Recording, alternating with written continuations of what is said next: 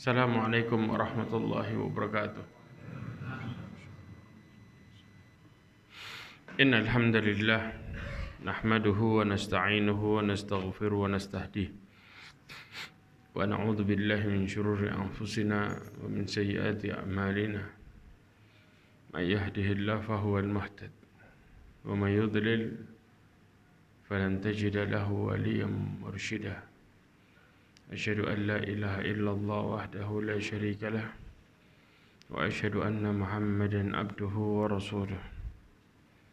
Ballagha risalah wa adda al-amanah wa nasaha al-ummah wa tarakaha ala mahajjatil bayda layluha kanahariha la yazighu anha illa halik. Amma ba'd. Ma'asyiral mu'minin rahimani wa rahimakumullah jami'an. Alhamdulillah, kita bersyukur kepada Allah Azza wa Jalla dengan segala petunjuk yang Allah berikan kepada kita. Salawat dan salam kepada Nabi Muhammad sallallahu alaihi wasallam, khairul anbiya'i wal mursalin, sebaik nabi dan sebaik rasul. Ma'asyiral mu'minin rahimani wa rahimakumullah. Kita lanjutkan bahasan kita lagi. Insyaallah hari ini kita akan bahas dua hal. Yang pertama adalah sifat malaikat secara akhlaknya.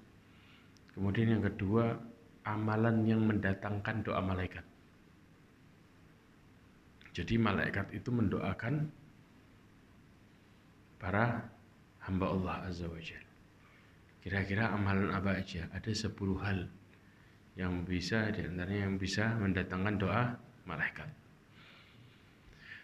Ketika kita bicara masalah sifat malaikat secara akhlaknya, ya, maka ada 5 hal. Yang pertama, malaikat itu pemalu. Ya, dia mempunyai sifat malu. Sebagaimana Rasulullah SAW menjelaskan dari Aisyah radhiyallahu anha, hadis riwayat Imam Muslim, dikatakan kana Rasulullah sallallahu alaihi wasallam muddaji'an fi baiti. Ya, Rasulullah sallallahu alaihi wasallam muddaji', yaitu berbaring di rumahnya Aisyah. Kashifan an fakhidai. Kemudian kedua pahanya, atau istilah kita paha, ya, betis itu terbuka. Au saqai. Ya, paha betis itu keduanya apa? Terbuka. Kemudian fasta'dana Abu Bakar fa'adina lahu wa huwa ala tilkal hal. Maka Abu Bakar minta izin masuk, maka diizinkan masuk. Rasulullah tetap berbaring dalam kondisi apa? Terbuka kedua pahanya. Jelas ya? Oke. Terus kemudian fatahaddatsa. Kemudian ngobrol sama Abu Bakar. Kemudian tsumma sta'adana Umar. Kemudian Umar minta izin, fa'adina lahu wa huwa kadzalik. Minta izin, Umar masuk, kemudian diizinkan, dan Rasulullah tetap dalam posisinya. Masih berbaring dan terbuka kedua pahanya. Fatahaddatsa, kemudian ngobrol. Tsumma sta'dana Utsman, kemudian Utsman minta izin masuk. Fajalasa Rasulullah sallallahu alaihi wasallam, tiba-tiba Rasulullah duduk. Dari berbaring, pas Utsman masuk minta izin, Rasulullah ganti posisi jadi duduk. Aisyah tanda tanya nih. Begitu Abu Bakar, Umar bin Khattab radhiyallahu anhuma ngapain? Tetap berbaring. Enggak berubah dari posisinya. Tapi begitu Utsman bin Affan langsung duduk. Maka kemudian fajalasa Rasulullah sallallahu alaihi wasallam sawa thiyabahu. Kemudian apa? Membenarkan apa? Pakaiannya. Ya, fadakhala fatahaddatsa. Masuk kemudian ngobrol nih. Falamma kharaja qalat Aisyah. Sudah keluar semua nih tamunya, maka Aisyah pun bertanya kepada Nabi SAW. Kenapa? Sudah duduk, pakaiannya dibenerin lagi, antum bisa bayangin. Ya. Dakhala Abu Bakar falam tahtash lahu walam tubalihi. Dikatakan engkau datang Abu Bakar tetap dalam posisinya. Ya. Enggak ada berubah, dan bahkan engkau tidak mempedulikan, dalam artian tetap kondisi Rasulullah SAW tetap dalam posisi yang seperti semula. Kemudian masuk Umar bin Khattab juga sama. Begitu masuk Utsman bin Affan, fajalasta wa sawaita thiyabaka. Ya. Begitu masuk Utsman bin Affan, engkau duduk dan merapikan pakaianmu. Maka kemudian Rasulullah ngasih alasannya. Ala astahi min rajulin tastahi minhul malaika. Bukankah aku harusnya malu sama seseorang yang para malaikat malu dengannya? Siapa dia? Utsman bin Affan radhiyallahu anhu. Jadi malaikat itu kalau ngelihat Utsman malu. Maka Rasulullah pun juga ikut malu. Karena ngelihat Utsman bin Affan yang para malaikat malu dengannya. Subhanallah ya ikhwah. Maka dalam kondisi inilah yang kemudian Rasulullah SAW berubah kondisinya. Ya ikhwah, para sahabat tahu nggak perkara ini? Tahu. Ya, tapi kadang-kadang kalau kita pikir, kita kalau ngelihat ada orang yang dikasih rekomendasi keutamaan amal dan lain sebagainya, ketika orang itu nggak bertakwa sama Allah, na'udzubillah min dzalik, maka dia akan jadi orang apa? Petentang, nanti berubah total. Tapi para sahabat ketakutan luar biasa. Padahal Rasulullah ngasih rekomendasi dalam hidupnya bagaimana menceritakan keutamaan mereka masing-masing. Antum bayangin nggak? Sering Rasulullah bersama Abu Bakar, Umar dan Utsman radhiyallahu anhu. Ya, di antaranya Rasulullah SAW di atas gunung Uhud. Antum tahu, tiba-tiba gunung Uhud bergetar. Dan Rasulullah SAW bersama 3 orang ini. Apa kata Rasulullah SAW? Dikatakan, "Itsbit ya Uhud." Tenang wahai Uhud. Sambil ditepuk nih Uhud. Langsung tenang.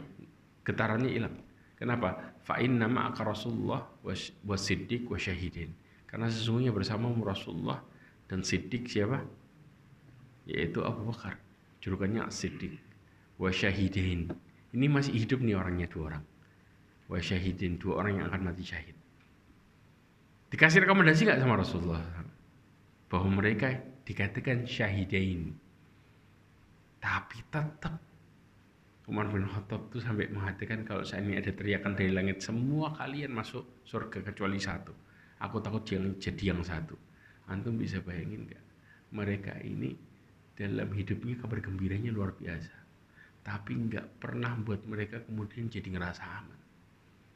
Malah tambah ketakutan mereka. Kalau masuk neraka bagaimana? Selalu itu yang membuat mereka khawatir. Kalau Allah murka bagaimana? Ya ikhwah, inilah yang terjadi. Ya, bagaimana Allah menjaga para sahabatnya di tengah rekomendasi yang sangat luar biasa, buat mereka tambah takut sama Allah, bukan ngerasa tambah aman. Tapi kalau kita sebaliknya kadang-kadang, begitu dapat rekomendasi dikit amalan kita bener nih, walaupun kadang-kadang kita nggak sadar kalau niatnya nggak bener, amalannya bener tapi niatnya nggak bener, maka kemudian kita mengatakan, wah berarti ada peluang besar nih saya masuk surga. Para sahabat tuh nggak ada yang ngomong kemudian seperti itu. Mereka ngerasa bahwa amalan bekal mereka itu sedikit. Mereka semua, bahkan dikatakan seorang tabi'in, aku bertemu dengan 30 sahabat. Mereka semua takut jadi orang munafik. Curiga sama dirinya. Mereka takut kalau mereka itu termasuk dari orang munafik. Antum bisa bayangin enggak? Ketemu semua sifatnya sama. Ya. Inilah yang terjadi. Gimana malaikat kemudian enggak malu sama mereka? Karena mereka adalah orang-orang yang Allah jaga dengan rasa takut yang luar biasa dalam hati. Ma'asyarul mu'minin rahimani wa rahmatullah. Nah, yang kedua, diperhatikan, ini secara umum kita bicara. Malaikat itu, ya, kalau nyium bau nggak sedap, sensitif dia. Kenapa? Nggak senang, ninggal. Ya, makanya ketika kita bertemu dengan Allah Azza wa Jalla, dalam perkara salat harusnya apa? Khudhu zinatakum. Allah katakan inda kulli masjid. Zina. Ya. Kadang-kadang kita pakai pakaian, kan kalau bau nggak najis. Iya. Tapi yang jadi permasalahan di sini, di mana Rasulullah SAW menjelaskan kalau sudah malaikat terganggu, pergi malaikat. Kalau sudah pergi malaikat, yang dampingin kita siapa? Syaitan. Ya, maka dikatakan man akalal basal wa thum wal karath. Ya, semua jenis bawang-bawangan. Antum baunya bawang sama baunya keringet lebih nggak enak mana? Bawang ini dari segi mulut kita kan baca, keluarkan dari mulut. Kalau keringet lebih kuat mana? Lebih kuat keringat, lebih kuat sebenarnya. Ya kan? Apalagi kita bicara bawang aja mereka tidak kuat. Barang siapa yang makan basal itu istilahnya apa? Bawang merah, ya. Wathum, bawang putih. Wal karath, bawang yang besar-besar itu. Ya. Maka apa yang terjadi? Fala yaqrabanna masjidana. Hukumnya apa? Makruh. Sholatnya dibenci, kata Rasulullah SAW, jangan deketi masjid kami. Kalau sudah makruh, kira-kira orang dapat pahala dengan baik gak? Sholatnya aja dibenci. Ya. Kemudian fa innal malaika tata'adda mimma yata'adda minhu banu Adam. Karena sesungguhnya malaikat itu terganggu. Sama apa? Sama bau yang dimana anak Adam juga terganggu. Jelas di sini dalilnya. Jadi semua bau-bauan nih yang membuat orang terganggu, malaikat juga terganggu. Makanya orang kadang-kadang kalau antum tahu, Masya Allah ya ikhwah, kalau antum tahu orang-orang India dengan masakannya yang kuat-kuat itu, masuk gang bau bawang kanan kiri, baunya kok gini ya, kuat dia. Padahal apa? Dimakan bukan? Iya kan? Dia nggak keluar keringet, tapi dari makanan tadi, ya. Maka kemudian keluar dari mulutnya bau nggak enak, itu aja malaikat sensitif. Ya, di mana keganggu. Sama dengan manusia juga keganggu. Apalagi kalau kemudian bau keringet yang nggak karuan, ya. Habis kerja kita nggak ganti dulu. Ya, jelas di sini. Kemudian yang ketiga adalah malaikat tidak masuk ke dalam rumah yang ada anjingnya dan juga apa yang ada gambarnya, patung, gambar dan lain sebagainya. Ya, makanya di sini kata Nabi SAW, la tadkhul malaikatu baitan fihi kalbun wala surah. Ya, malaikat itu nggak akan pernah masuk di rumah yang ada anjingnya dan juga gambar. Makanya pernah Aisyah waktu itu masang korden, ada gambarnya nggak? Rasulullah nggak mau masuk. Kenapa? Dijelaskan. Lepas itu kordennya. Kenapa? Karena ada gambarnya, malaikat nggak mau masuk. Makanya kemudian Rasulullah juga nggak mau masuk. Menjelaskan tentang permasalahan hadis yang seperti ini. Kenapa? Kalau kita bicara mau malaikat rahmat masuk, maka jauhkan rumah kita dari gambar makhluk hidup. Caranya bagaimana? Jadikan gambar makhluk hidup itu, ya, kita lepas sudah.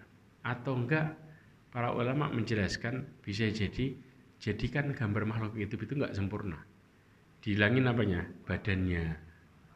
Pokoknya kepalanya juga dihilangin di antara yang cuma sisa badannya. Pokoknya kata para ulama, Syekh Utsaimin juga mengatakan itu modelnya model enggak sempurna. Paham di sini ya? Maka di sini tidak disebut sebagai gambar. Kalau modelnya sempurna, karena kepala itu apa? Mewakili. Kalau kepala tok nih, badan nggak ada, disebut gambar nggak? Hah? Kalau kemudian, makanya di sini penjelasannya, kepala itu mewakili banyak hal. Tapi kalau makhluk hidup, contoh matanya nggak ada, apanya nggak ada, ya jelas di sini ya. Pokoknya bentuknya bukan makhluk hidup. Tapi begitu makhluk hidup ya dalam bentuk ya yang jelas sebagai makhluk hidup, maka lebih baik kemudian kita hilangkan supaya apa? Malaikat rahmat masuk. Wallahu a'lam bishawab. Yang keempat adalah malaikat berbicara. Malaikat berbicara kepada siapa? Bukan sekedar kepada para nabi. Yang pertama, malaikat berbicara kepada Allah Azza wa Jalla. Di mana Allah berfirman, wa idh qala rabbuka lil malaikati inni ja'ilun fil ardi khalifah. Maka kemudian malaikat protes mengatakan, qalu ataj'alu fiha ma yufsidu fiha wa yasfiku dima wa nahnu nusabbihu bihamdika wa nuqaddisu lak. Ya ikhwah, berbicara tentang permasalahan ini, maka dikatakan, dan ingatlah ketika Tuhanmu berfirman kepada para malaikat, ya, aku hendak menjadikan khalifah di muka bumi.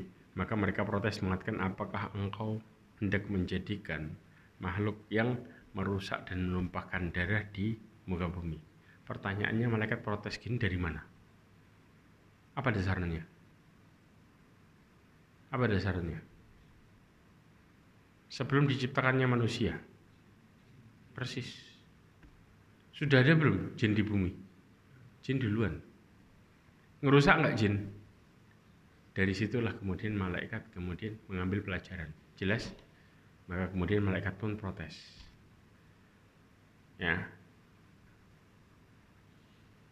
Maka Allah mengakhiri dengan mengatakan, qala inni a'lamu ma la ta'lamun. Aku tahu terhadap sesuatu yang kalian enggak tahu. Kemudian malaikat juga berbicara kepada sesama malaikat. Dalilnya apa? Hadis Bukhari ini ada di dalam surat Maryam ayat 96, tafsirannya persis. Di mana Allah mengatakan, innal ladzina amanu wa amilus solihati sayaj'aluhumur rahmanu wudda. Sesungguhnya orang-orang yang beriman dan melakukan amal saleh, maka Allah akan menjadikan di antara mereka kasih sayang. Maka kemudian Imam Ibnu Katsir menukil hadis ini dengan mengatakan, inna idza ahabballahu 'abdan nada Jibril. Kalau Allah Subhanahu wa taala ya cinta kepada seorang hamba, maka Allah memanggil siapa? Malaikat Jibril. Innallaha yuhibbu fulanan fa'ahibbu. Sesungguhnya Allah Subhanahu wa taala mencintai fulan, maka cintailah dia. Ya. Fayuhibbuhu Jibril, maka Jibril pun mencintainya. Fayunadi Jibril fi ahli sama, maka Jibril pun memanggil para penduduk langit. Siapa mereka? Malaikat. Ya, dengan mengatakan innallaha yuhibbu fulan fa'ahibbu. Allah itu mencintai fulan, maka cintailah mereka. Ini namanya malaikat ngobrol sama malaikat. Ya. Kemudian juga di antaranya apa? Malaikat Jibril itu ngobrol sama hamba soleh. Siapa? Di antaranya Maryam. Ini dia. Ya. Dikatakan, qala inna ma'ana rusulu rabbiki li ahabba laki ghulaman zakiyya. Ngobrol nih, ngasih tahu. Hamba soleh. Jadi bukan nabi tok. Hamba soleh pun juga diajak ngobrol, di mana mengatakan, sesungguhnya aku ini utusan Tuhanmu untuk menyampaikan anugerah kepadamu anak yang suci. Ya. Kemudian juga seseorang yang apa? Orang-orang biasa, orang soleh. Di mana seseorang datang menemui siapa? Untuk menemui saudaranya di sebuah desa. Anda tahu ngobrolnya di mana? Di jalan. Ini hadis. Di mana fa arsadallahu lahu malakan ala madrajatihi. Maka kemudian Allah mengirimkan malaikat di jalan yang dia lewati. Ya, faqala aina turid? Malaikat tanya, kemana engkau mau pergi? Maka dia mengatakan, akhan li fi hadhil qaryah. Ada satu saudaraku di sebuah desa ini. Ya. Faqala hal lahu alaika min ni'matin turabbuha. Apakah engkau mempunyai ya satu nikmat ya yang engkau pelihara bersamanya? Maksudnya apa? Ada urusan enggak, kebaikan dan lain sebagainya. Ngasih duit enggak nih orang, istilahnya kayak gitu. Ya. Maka apa yang terjadi? Dia mengatakan enggak. Inni uhibbuhu fillah. Alasannya cuma satu. Datang ke sana karena dia cinta sama saudaranya karena Allah. Tak, sudah. Bukan kenapa? Bukan karena ada urusan ini saudara saya baik, ya. Kenapa? Ngasih saya, ini saya perhatian dan lain sebagainya. Enggak. Cuman karena dia cinta saudaranya karena Allah. Itu tak alasannya. Maka kemudian malaikat itu ngomong, fa inni rasulullah ilaika. Aku ini utusan Allah kepadamu. Diutus khusus kepadamu, kenapa? Annallaha ahabbaka kama ahbabtahu. Allah itu cinta sama dirimu kayak engkau cinta sama saudaramu. Diutus buat ngasih tahu itu toh. Anda bisa bayangin? Ya. Dan juga malaikat datang kepada siapa? Apakah cuma orang-orang saleh toh? Orang buruk didatengin. Siapa kira-kira? Hadis ini. Hadis riwayat Imam Muslim nih. Tahu kisahnya Bani Israel yang ketika kemudian ada orang buta, kudisan, ya, kemudian satu lagi kena penyakit baros. Kemudian setelah itu apa? Allah sembuhkan tiga-tiganya. Didatengin sama malaikat dengan berupa apa? Orang yang kena penyakit yang kayak dulu. Yang buta, ya, tetap dalam kebaikannya. Sedangkan yang dua orang ini, ya, mereka menghinani orang yang kena penyakit. Jelas lupa dia sama nikmatnya yang dulu dia awalnya sakit kemudian disembuhkan. Berarti siapa mereka? Orang-orang yang buruk. Karena doa malaikat juga sama. Doa malaikat itu bukan cuma buat orang baik. Orang buruk juga didoain keburukan sama malaikat. Jelas. Nanti kita akan buktikan masalah ini. Ya. Juga malaikat berbicara kepada penghuni surga dengan mengatakan salamun alaikum bima sabartum fa ni'ma uqbadar. Kata malaikat apa? Kepada penduduk surga, masuk surga sambil mengatakan salamun alaikum. Selamat atas kalian. Bima sabartum, karena kesabaran kalian. Ya, fa ni'ma uqbadar, alangkah nikmatnya tempat kesudahan. Akhir yang baik istilahnya kayak gitu. Ya. Ma'asyiral mu'minin rahimani wa rahmatullah. Malaikat itu berbicara juga enggak sama penduduk neraka? Berbicara, wasiqal ladzina kafaru ila jahannama zumara hatta idza futihat abwabuha wa qala lahum khazanatuha. Ngomong juga sama penduduk neraka, sama penduduk surga juga ngomong juga. Inilah bagaimana kemudian, ya, Allah Subhanahu wa taala menggambarkan malaikat itu juga berbicara. Kemudian yang kelima adalah malaikat mendoakan kebaikan kepada orang yang soleh dan juga kebaikan kepada orang yang buruk. Ibnu Battal menjelaskan di dalam syarah Sahih Al-Bukhari yang dijelaskan oleh Ibnu Battal, dikatakan wa ma'lum anna du'a'il malaikah mujab. Secara umum doa malaikat itu mustajab. Jelas ya, dikabulkan. Maka barang siapa yang melakukan sebuah dosa yang dilaknat, maka kemudian malaikat juga mendoakan bagi mereka. Contohnya, kalau perempuan, ya, tidur semalaman, kemudian apa? Meninggalkan tempat tidur suaminya, maka dilaknat sama malaikat sampai pagi harinya. Dalilnya apa? Dalilnya ini tadi. Idza batat imra'ah, ya, idza batatil mar'atu hajiratan firash zawjiha la'anat hal malaikatu hatta tusbih. Kalau seorang perempuan tidur, ya, kasur suaminya dijauhi. Ya, suaminya ngomong minta jatah terus kemudian ngamuk pergi, ya sudah, dilaknat sama malaikat sampai paginya. Selama dari semalaman sampai pagi itu doanya cuma isinya laknat toh. Antum bisa bayangin, ya. Dan ingat, malaikat itu nggak bakal melakukan sesuatu kalau tidak diperintahkan sama Allah Azza wa Jalla. Allah mengatakan apa? La ya'sunallaha ma amarahum wa yaf'aluna ma yu'marun. Itu sifatnya malaikat. Mereka nggak akan pernah bermaksiat terhadap apa yang Allah perintahkan. Nggak ada kemudian nyelisih maunya dia sendiri. Wa yaf'aluna ma yu'marun. Dan melakukan apa yang kemudian diperintahkan. Semua sesuai perintah, semua. Ya. Ibnu Hajar mengatakan, ya, fihi dalil ala qabul doa malaikah. Dalam hadis yang di atas tadi ada apa? Ada merupakan dalil bahwa doa malaikat itu diterima. Kenapa? Min khairin au syarrin, dari mulai kebaikan ataupun keburukan. Liqaunihi sallallahu alaihi wasallam khaufan bidzalika. Ya, khawwafa bidzalika. Kenapa? Karena Rasulullah SAW memberitahu ini buat apa? Memberikan ancaman. Jadi bukan sekedar kabar gembira tok, tapi Rasulullah memberikan ancaman lewat doa malaikat. Jadi tujuannya di situ sebenarnya. Kenapa malaikat memberikan berdoa laknat? Contoh juga seseorang yang melakukan keburukan di dua tanah haram.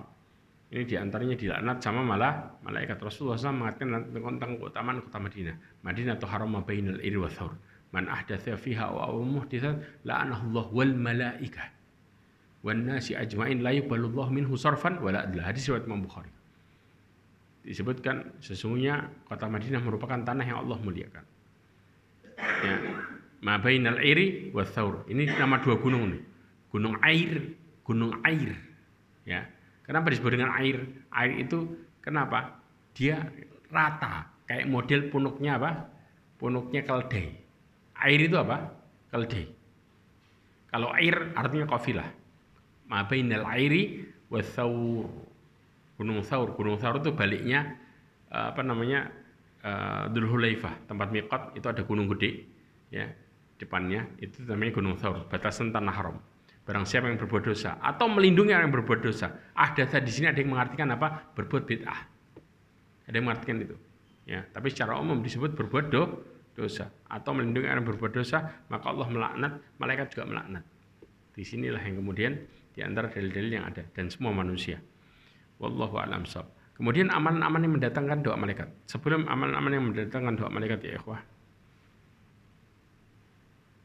Sebentar.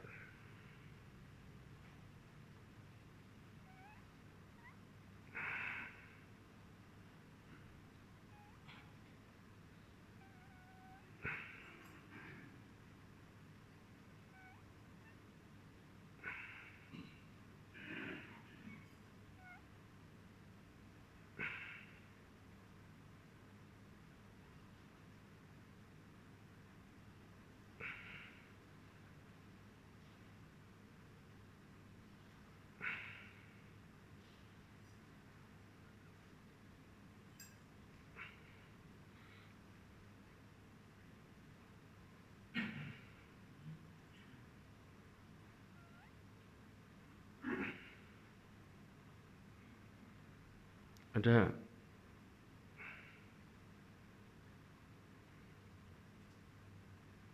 saya ingin singgung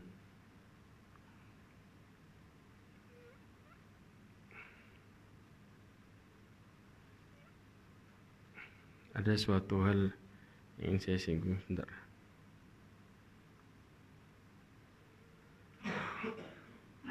Nanti insya Allah berikutnya insya Allah. Sebentar. Ya.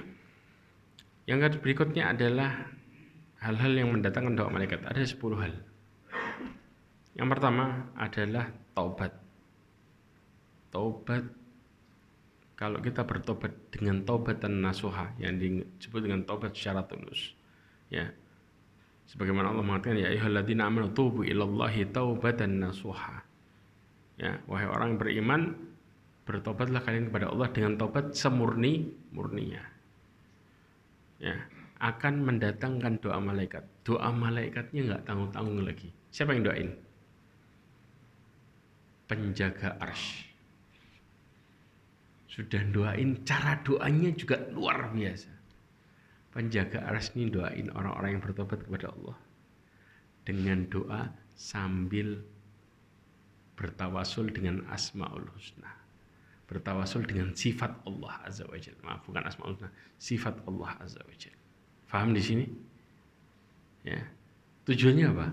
Supaya doanya menunjukkan doa itu semakin kuat dan serius. Antum coba perhatikan nih ayat.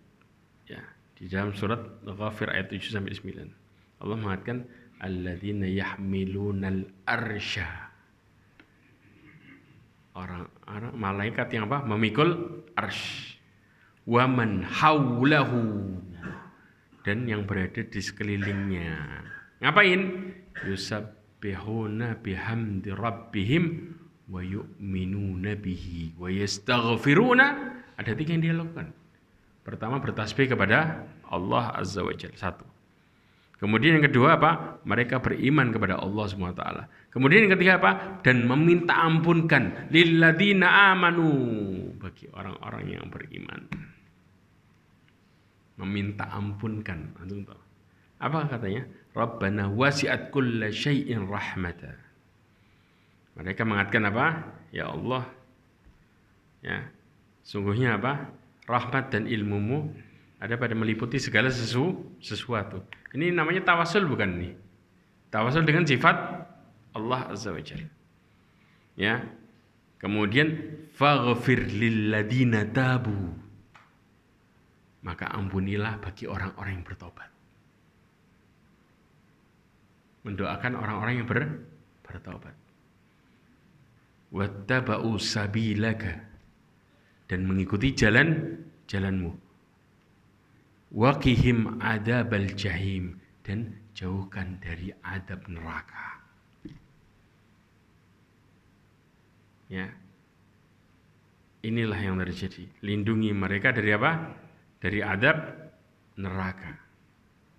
Rabbana wa adkhilhum jannati adnil lati wa'addahum. Dan yang didoakan untuk masuk surga siapa? Satu keluarga. Karena malaikat mengatakan apa? Wa man salaha min abaihim wa azwajihim wa dzurriyyatihim innaka antal azizul hakim. Barang siapa yang apa? Yang baik. Dari mulai siapa? Dari mulai bapak-bapaknya, para suaminya. Terus kemudian apa? Dan keturunannya. Suami di sini maksudnya apa? Azwaj di sini maksudnya apa? Yaitu para pasangan, suami istri yang dimaksud. Dan juga para turunan tadi. Didoain masuk surga sekeluarga. Antum bisa bayangin. Tapi bagi siapa? Bagi yang bertobat kepada Allah Azza wa Jalla. Ya. Dari sini ya ikhwah, ada sebuah manfaat yang luar biasa, di mana para malaikat itu, ya, yang mikul arsy ini, bayangin arsy Allah itu kan luar biasa, sangat agung, betul nggak? Innallaha al arsy istawa. Bagaimana Allah menyebutkan tentang masalah arsy itu, ya? Dan antum tahu, kita pernah bahas besarnya malaikat yang penjaga arsy. Berapa besarnya? Dari mulai daun telinga ke pundaknya berapa? Berapa tahun? 700 tahun perjalanan. Cuman dari telinga ke pundak dong. Kita bahas tentang masalah malaikat punya pundak. Jelas? Pada waktu kemarin. Ya. Maka dari sini, kenapa malaikat itu, ya, mendoakan orang-orang yang beriman dan bertobat? Bukti bahwa sesungguhnya doa yang agung daripada malaikat kepada orang-orang yang bertobat dan juga apa? Mereka yang hijrah dari mulai keburukan menuju kepada kebaikan. Bahkan kalau kita lihat dari doanya, mereka bertasbih dan juga memuji Allah serta beriman kepada Allah sebelum doain. Dengan sifat yang sangat luar biasa. Nah, ngapain? Taqarrub dengan amal saleh, istilahnya seperti itu. Inilah yang dilakukan oleh para malaikat dalam mendoakan.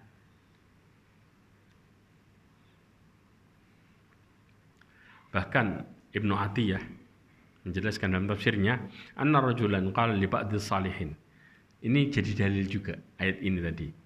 Ya, ada seorang yang berkata kepada sebagian orang-orang saleh, ud'uli wastaghfirli. Yang ngomong tentang apa? Doain saya ya, dan minta ampunkan kepada Allah buat saya. Ya. Apa kata orang yang tadi dimintain? Dikatakan tub wattabi sabilallah wa yastaghfir laka man huwa khairun minni. Maka dikatakan tobat engkau kepada Allah, langsung tobat. Dan apa? Ikuti jalan Allah Azza wa Jalla. Yaitu apa? Habis tobat lakuin kebaikan. Allah mengatakan illa man taba wa amana wa amila salih. Ya. Habis itu apa? Engkau akan didoain sama orang yang jauh lebih baik daripadaku. Yaitu siapa? Malaikat langsung doain kau. Maka dibaca ini ayat. Subhanallah ya ikhwah. Jadi kalau istilahnya doain saya, jangan jauh-jauh. Doain kita minta langsung sama Allah. Tobat langsung sama Allah. Nanti malaikat langsung doain kita langsung. Subhanallah ya ikhwah. Yang kedua adalah bersedekah. Kapan yang terbaik? Ini di sini. Pagi hari. Di mana Nabi sallallahu alaihi wasallam mengatakan dalam hadis riwayat Bukhari, "Ma min yaumin yusbihul abdu fihi." Perhatikan. Tidaklah hari di mana di pagi hari seseorang hamba di pagi hari yusbih. Ngapain? Illa malakani yanzilan, kecuali 2 malaikat turun. Makanya di sinilah letak di mana bersedekah yang paling baik kapan? Subuh.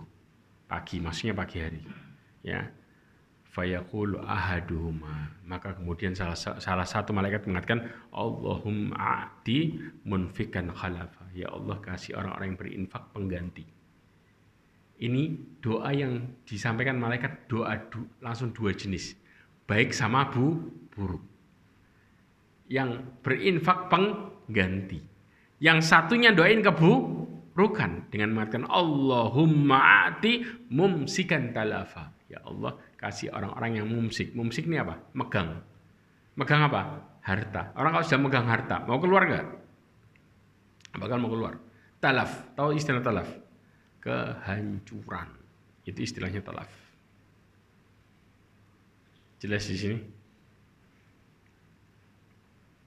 Nah, Imam Nawawi ya dalam syarahnya menjelaskan qala al-ulama hadza fi infaq fi ta'ah wa makarimul akhlaq 'ala al-iyal wa dhifani was sadaqat.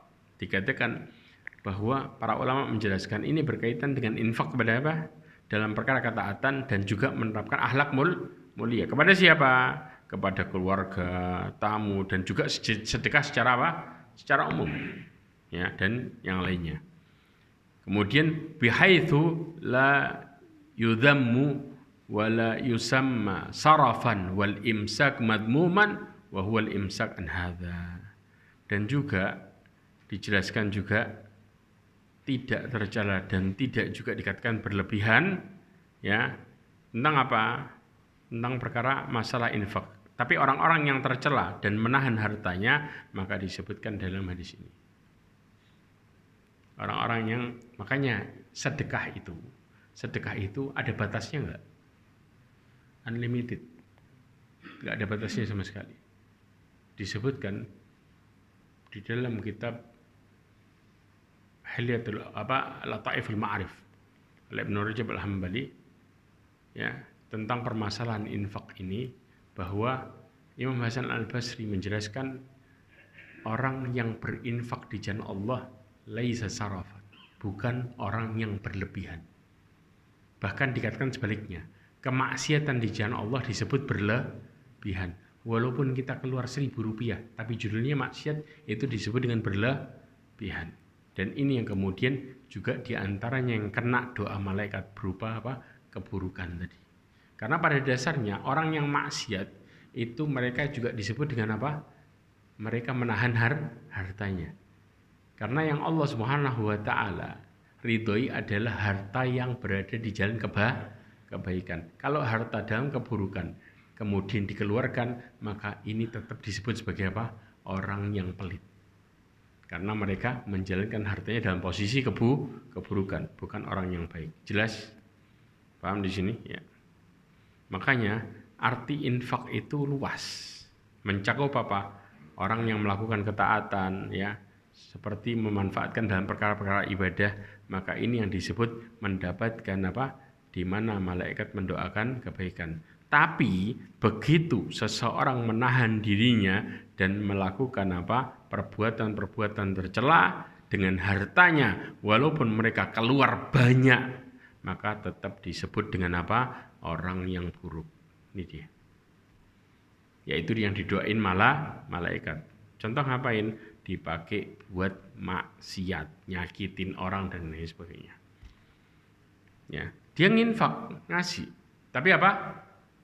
Nyakitin orang. Ya. Kemudian yang ketiga adalah sholat di saf pertama. Pertanyaannya, yang didoain malaikat apakah cuma saf pertama toh? Hadis yang kedua, perhatikan. Saf awal. Awal itu bisa 1, 2, 3. Itu awal. Ya. Jadi ada 2 hadis. Hadis yang pertama yang diriwayatkan oleh Imam Ahmad dan juga Abu Dawud, dikatakan apa? Innallaha wa malaikatahu yusalluna ala sufufil ula. Sesungguhnya malaikat dan Allah dan malaikat bersalawat kepada orang-orang yang di shaf pertama. Pengertian salawat. Kalau Allah bersalawat artinya apa? Maksudnya apa? Allah memuji hambanya di depan para makhluknya. Jelas. Kalau istilah malaikat yang bersalawat artinya apa? Mereka mendoakan, persis. Itu yang dimaksud. Jelas? Ya. Kemudian disebutkan innallaha wa malaikatahu yusalluna ala sufufil mutaqaddimah. Ini yang saya maksud. Ya, dalam hadis Imam Nasa'i disebutkan bahwa Allah itu dan para malaikat bersalawat kepada orang-orang yang salat di shaf yang depan-depan. Yang paling depan. Paling depan ini bisa diartikan apa? Dari mulai shaf pertama, kedua, ketiga. Pokoknya awal-awal. Istilahnya seperti itu. Ya. Nah, ini yang saya maksud. Salawat Allah kepada mereka maksudnya adalah dengan Allah memuji hambanya di depan para makhluknya. Tapi kalau malaikat yang bersalawat, maka artinya adalah para malaikat mendoakan orang-orang yang tadi dimaksudkan bersalawat. Bahkan kisahnya para salaf, di antaranya apa? Muhammad ibn Sama'ah jelaskan bahwa dia 40 tahun nggak pernah absen di shaf pertama, kecuali sekali. Kapan? Pada waktu ibunya meninggal. Baru dia absen. Ya. Supaya jadi penggantinya apa? Dia sholat sebanyak 25 kali sholat supaya dilipat gandakan pahalanya. Sebagai penggantinya. 25. Ya. Kemudian yang berikutnya adalah nyambung shaf yang terputus. Ini sering sekali orang salah paham. Bahkan ulama Syafi'iyah itu menjelaskan masalah ini. Orang gerak, antum contoh ini. Sampai nanti saya jelaskan tentang masalah ini. Ya. Antum contoh di shaf keempat. Yang kosong shaf pertama. Sedangkan yang kedua, ketiga nggak mau maju. Kira-kira gimana? Yang keempat maju ke depan. Yang antum paham maju ke depan. Mau diomongin orang terserah. Mereka suruh buka kitabnya. Karena ulama Syafi'iyah yang di Indonesia mengikuti masalah ini, ya menjelaskan juga masalah ini. Nanti saya jelaskan bagaimana pendapatnya. Karena Rasulullah SAW langsung mengatakan, Innallaha wa malaikatahu yusalluna 'alal ladzina yasiluna sufuf. Sesungguhnya Allah dan malaikatnya bersalawat kepada orang-orang yang nyambung shaf. Maka gerak buat nyambung shaf itu hukumnya merupakan sunnah yang ditekankan. Jelas di sini? Kenapa? Karena ada penekanan di sini di mana kemudian Allah dan malaikatnya bersalawat mendoakan malaikatnya dan Allah memuji hambanya ngapain? Yang nyambung shaf. Wa man sadda furjatan rafa'ahu Allahu biha darajat. Barang siapa yang nutup celah, maka Allah akan mengangkat derajatnya. Antum bisa bayangin, bukan sekedar didoain, tapi diangkat derajatnya. Ngapain? Tengah sholat ada yang pergi, dia tutup, Allah angkat derajatnya. Makanya para ulama menjelaskan tentang permasalahan ini. Kalau ada orang di shaf ketiga, sedangkan shaf pertamanya kosong, apa yang terjadi? Maka dia bisa maju. Walaupun shaf keduanya nggak gerak, ya udah maju dia. Berarti boleh nggak kita nyerong? Ya boleh. Nggak ada permasalahan karena pendapat Syafi'iyah, para ulama Syafi'iyah, ya, disunnahkan menutup celah dalam shaf. Kenapa? Karena banyak yang menyangka kalau maju, gerakin maju itu batalin sholat. Siapa bilang? Makanya disangkal masalah ini. Paham di sini? Ya.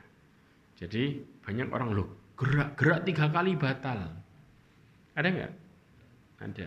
Ini pendapat ya, dan ini dibantah oleh banyak hal. Di mana Rasulullah SAW pernah sholat tiba-tiba ya Rasulullah gerak untuk bukain pintu karena dia ngetuk. Sholat apa itu? Sunnah di rumahnya. Karena di rumahnya dijelaskan. Kemudian Rasulullah sholat, kemudian Hasan Husain bermain. Gerak nggak ini? Sampai para sahabat ngira Rasulullah meninggal. Kenapa? Sampai Rasulullah SAW sujudnya lama. Nunggu Hasan Husain ini mainnya kenyang, baru kemudian naik. Ngimamin sholat ini. Kemudian di mana juga menggendong. Ini gerak nggak menggendong? Gerak. Ya, maka ini menunjukkan ya orang-orang yang berpendapat tentang permasalahan ini terbantahkan dengan banyak hal di mana Rasulullah SAW bergerak di tengah sholatnya. Jelas? Ya.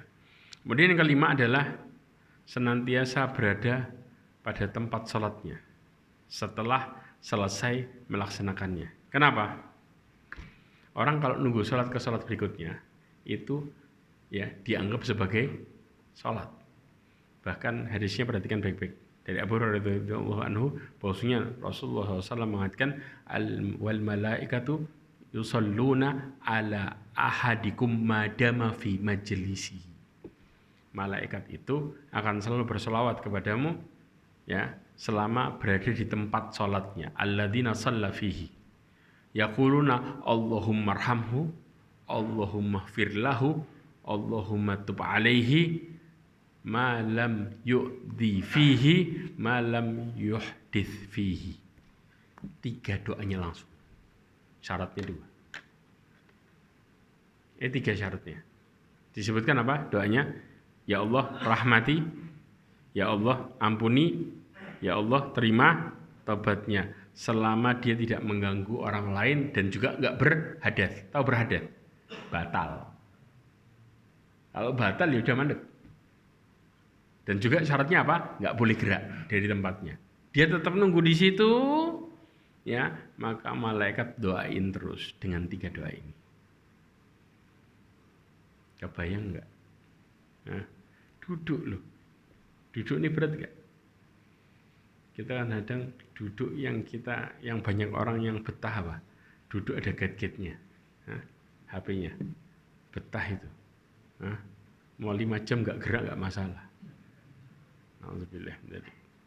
Padahal isinya fitnah tok. Kadang-kadang di masjid ya yang terjadi lewat tuh maksiat satu-satu.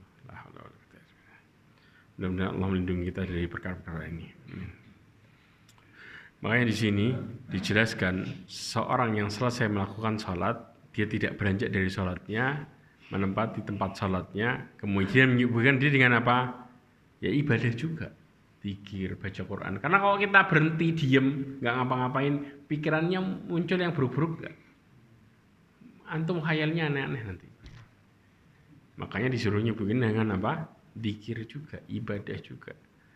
Ya, dan tidak mengganggu orang lain. Mengganggu ini dalam bentuk apa? Berbuat kemaksiatan. Di antaranya apa? Yang kita ganggu nggak harus di dalam. Di mana? Di luar bisa nggak? Antum gibahin mereka itu bisa. Kadang-kadang antum gibahinya ya nggak pakai orang lain, orangnya nggak kelihatan yang antum ajak ngomong. Di mana? HP, lo bayang nggak? Sekarang gibahinya canggih ya ikhwah. Nggak perlu ngobrol langsung sama orangnya. Teman banyak bisa jadi tempat ghibah. Di HP diem itu kita maksiat bisa 1001. Na'udzubillah min dzalik. Nah ini nggak bakal sudah berhenti sudah. Malaikat nggak akan pernah apa doain kita dengan 3 hal. Begitu kita maksiat saat itu selesai. Makanya hati-hati. Bahkan Ibnu Hajar mengatakan sawaun thabata fi majlisi dzalika minal masjid au am tahawwala ila ghairihi. Dikatakan tetap duduk di tempatnya, di tempat sholatnya, atau berpindah-pindah. Artinya apa? Menurut Ibnu Hajar dikatakan tidak lazim seseorang itu duduk di tempat dia sholat. Namun apa? Yang penting selama dia tidak keluar dari masjid. Ini yang kemudian diartikan oleh Ibnu Hajar Al-Asqalani, ya, di dalam Syarh Sahihil Bukhari, Fathul Bari. Jelas? Bahkan pengertiannya ya nggak harus duduk terus, kata Ibnu Hajar. Tapi apa? Pokoknya penting jangan keluar dari masjid. Jelas? Kemudian mungkin cukup ya. Insya Allah sisanya 5 kita akan bahas sambil kita bahas apa yang dilakukan malaikat. Perbuatan malaikat. Apakah kemudian malaikat cuma di langit aja? Atau malaikat itu juga ada di bumi? Apa yang kemudian dilakukan malaikat secara umum? Maka kita akan bahas detail insya Allah berikutnya. Ma'asyiral mu'minin rahimani wa rahimakumullah. Ya. Yang berikutnya, ingetin saya juga, saya akan bahas tentang permasalahan astagfirullahaladzim. Saya pernah bahas kayaknya tentang dalil-dalil masalah apa? Masalah gambar. Ya. Apakah kemudian hanya sekedar badan atau wajah, bagaimana dengan wajah? Ya. Maka masalah gambar ini insya Allah saya juga akan singgung sedikit insya Allah di pertemuan berikutnya, bagaimana pendapat para ulama tentang permasalahan gambar, ya. Nanti diingetin saya masalah ini supaya kita paham tentang bagaimana kalau seseorang itu di rumahnya ada foto. Jelas ya? Wallahu a'lam bishawab. Mudah-mudahan apa yang kita pelajari hari ini menjadikan kita semakin bertakwa kepada Allah Azza wa Jalla, ya, dan mudah-mudahan Allah Subhanahu wa taala jauhkan kita dari keburukan-keburukan dan juga kesyirikan, serta mudah-mudahan, nah ini sebelum saya tutup, ini ada PDF-nya. Sebentar, saya ulangi sedikit saja.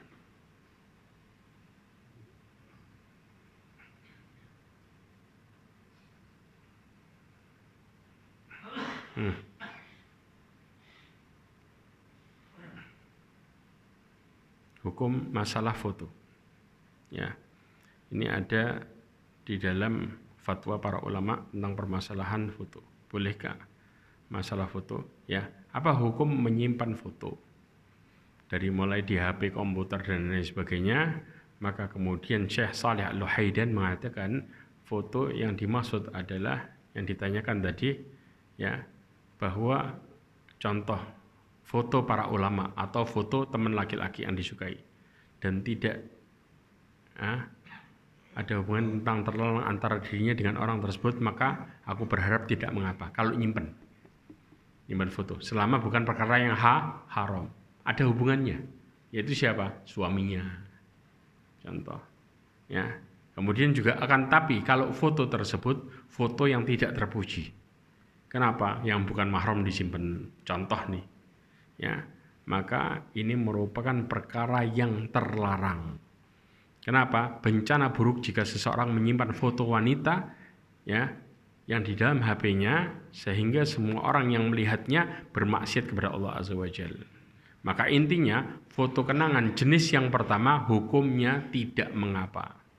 Ini disebutkan Syekh Al-Luhaidan, ada di dalam linknya masalah ini. Saya taruh di link ini. Syekh Utsaimin mengatakan mengenai apa hukum memakai pakaian yang bergambar.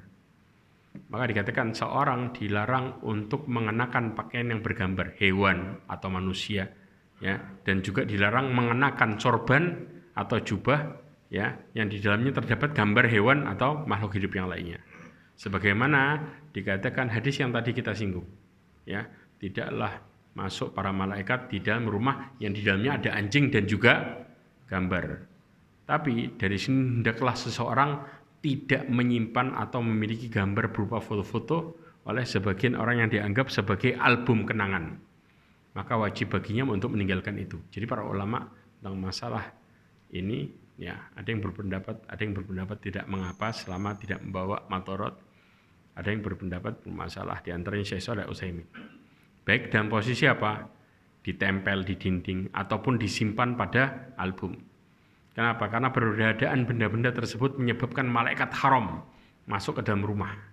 Nah, tapi bentuknya ya ikhwah, kalau semisal gambar itu ya dalam bentuk apakah foto lengkap dan lain sebagainya, maka di sini ada penjelasannya ya.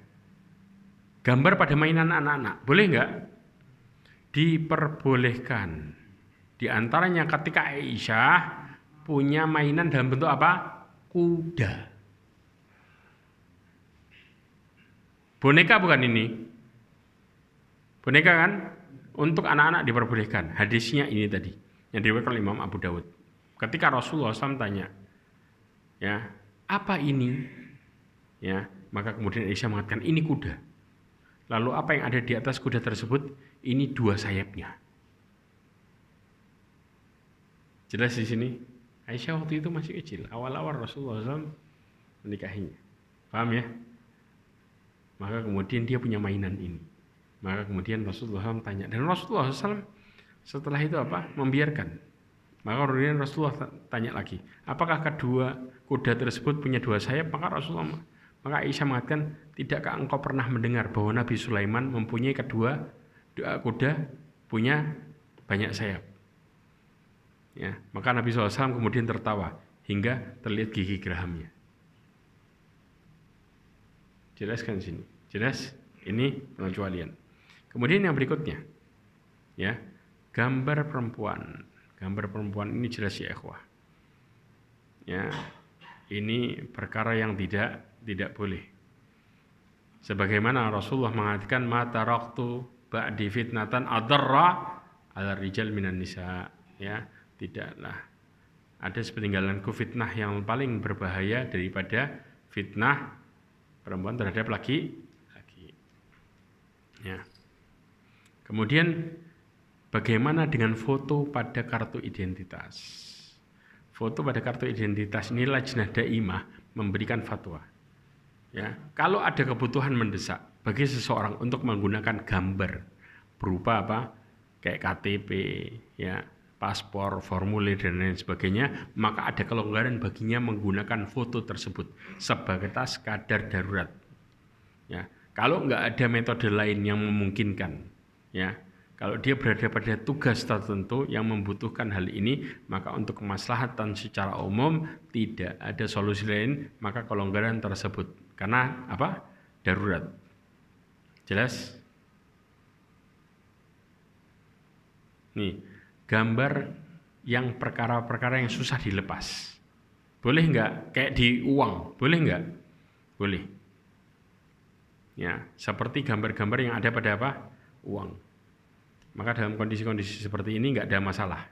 Dan ini disebutkan di dalam fatwanya Syekh Utsaimin. Jelas? Kemudian gambar yang dihinakan. Kalau gambar itu ditaruh di karpet, boleh nggak? Boleh. Karena dihinakan, ditaruh di bantal. Makanya Aisyah waktu itu apa? Awalnya horden, kemudian dijadiin apa? Sarung bantal. Nah, posisi dihinakan seperti ini diperbolehkan. Paham ya? Oke. Sehingga dalam rumah nggak ada permasalahan. Kalau dalam bentuk ini. Kemudian gambar tersebut digunting untuk hiasan dan aksesoris.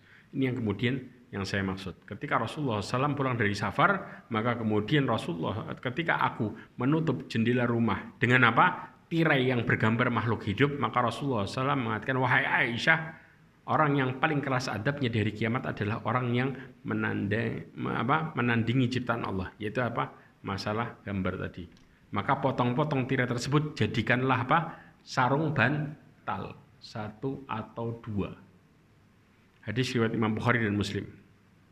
Ya. Maka kalau jadi aksesoris boleh nggak? Diperbolehkan masalah ini. Kemudian gambar yang digunting untuk dikenang. Digantung, maaf. Digantung. Nah, ya, gambar-gambar yang dalam posisi-posisi seperti ini ada gambar yang diagungkan, maka hukumnya apa? Hukumnya haram. Pengkultusan masalah ini. Sebagaimana disebutkan dalam hadis Nabi SAW yang diriwayatkan oleh Imam Muslim dan Bukhari adalah dakhala Nabi SAW Mekah. Rasulullah SAW kemudian masuk Mekah. Dan di Mekah ada berhala. Wa haulal Ka'bah 360 nusuban. Ada 360 berhala. Diapakan sama Rasulullah? Dihancurin. Ya. Dengan apa? Dengan tangannya. Ya, langsung pakai kayu dihancurkan. Kemudian sampai Rasulullah mengatakan ja'al haqq wa zahaqal batil. Ya, kemudian gambar yang digantung untuk kenangan bagaimana? Ya, ada dua alasan. Kalau terikat hati kita kepada kenangan tersebut dengan keterikatan yang kuat, bahkan sampai mempengaruhi cinta Allah dan Rasulnya, maka ini tidak boleh. Ya, sehingga membagi cinta ini maka enggak boleh. Sebagaimana keumuman hadis. Ya, keumuman hadis di mana seseorang itu harusnya menjadikan cinta Allah dan Rasulnya lebih daripada yang lainnya. Jelas ya?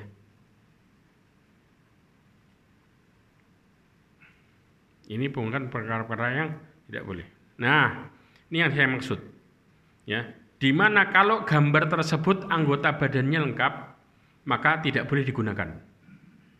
Ya, disebutkan oleh Ibnul Arabi, ya, para ulama ijma mengatakan haram menggambar makhluk hidup, ya, kecuali mainan anak perempuan, sebagaimana yang disebutkan dalam bab bentuk-bentuk gambar.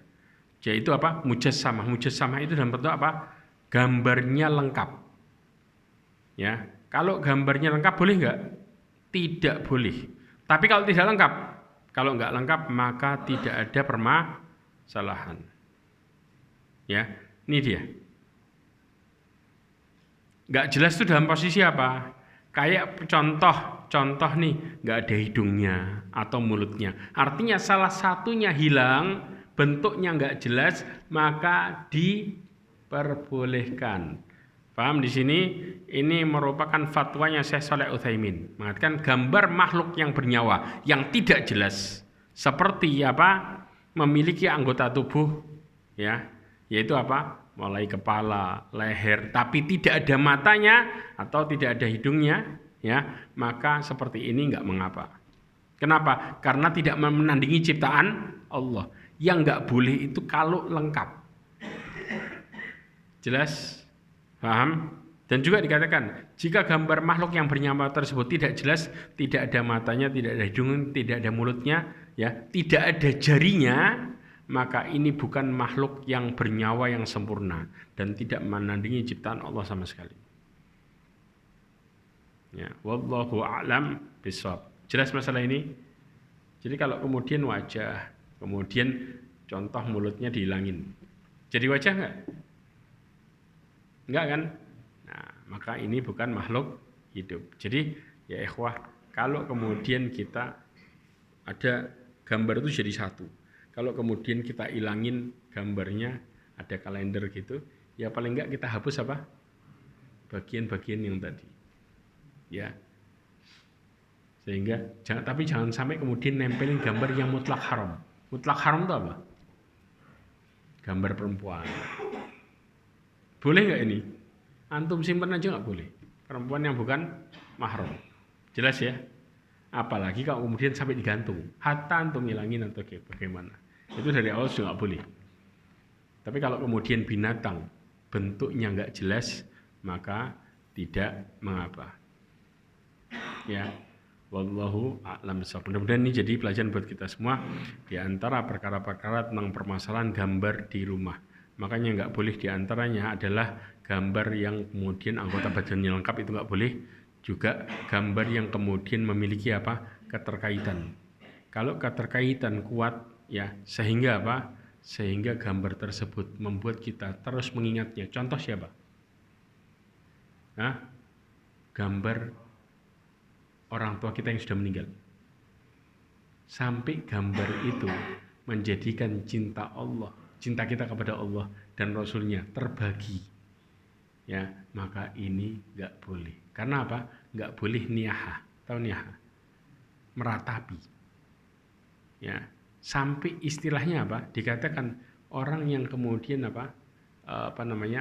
berkabung berapa hari? 3 hari. Yang paling panjang berkabung siapa? Istri. Ya, itu yang paling panjang. Yang lainnya berapa? 3 hari. Lebih dari 3 hari, para ulama mengatakan ini disebut niyaha. Nggak boleh. Itu disebut meratapi. Lebih dari 3 hari meratapi. Apalagi kalau kemudian kita pasang gambar, kemudian kebayang terus seumur hidup. Oh, orang tua saya nanti gimana? Orang tua saya gimana? Sampai akhirnya cinta kita sama Allah akhirnya geser. Na'udzubillahi min dzalik. Maka para ulama mengatakan ini yang enggak boleh. Wallahu a'lam shawab. Ini yang kemudian terjadi, ya. Dan mudah-mudahan apa yang kita pelajari hari ini menjadikan kita semakin bertakwa kepada Allah Azza wa Jalla, dan mudah-mudahan Allah Subhanahu wa taala memasukkan kita semua ke dalam surga, menjauhkan kita dari api neraka, rahmati diri kita di dunia dan di akhirat, serta menutup hidup kita semua dengan husnul khatimah. Subhanakallahumma bihamdika asyhadu an la ilaha illa anta astaghfiruka wa atubu ilaik. Wa akhiru da'wana alhamdulillah. Assalamualaikum warahmatullahi wabarakatuh.